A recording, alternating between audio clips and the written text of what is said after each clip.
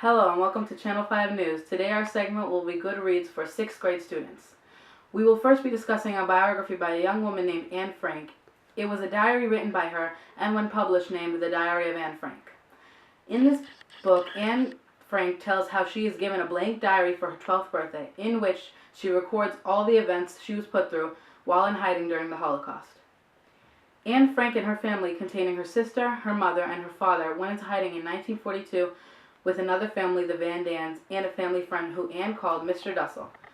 The members of the house hide away in Anne's father's old office building. Anne names this place the Secret Annex. In this book, Anne mostly talks about the following subjects: boredom, hunger, and the fear of being discovered and killed.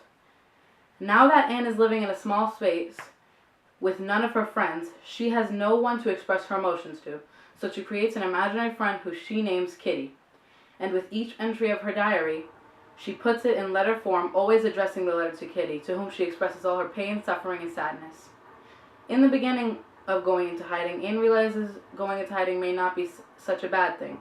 She receives books and schoolwork from family friends that aren't Jewish who get the household members their supplies, like food, toilet paper, and water. But as time passes, she longs to have fresh air and run outside to be free. She also talks about facing hunger. Many times throughout the diary, Anne describes the family friends are usually very busy or sick. This means that there would be little food for the members of the Secret Annex. Throughout the book, Anne talked about how she wanted nothing more than the adults to take her opinion into consideration. Anne described the feeling of being a regular teen and going through many experiences that a teen usually goes through, like not having a good relationship with her mother, wanting to be treated like an adult, falling in love with a boy named Peter Van Daan who lived with her, and at the same time going through so much more as she was in hiding at the same time as the rest of those problems took place. The book ends with Anne's final entry explaining how she wished that through the whole experience she could have shown her real self to the people of the Secret Annex.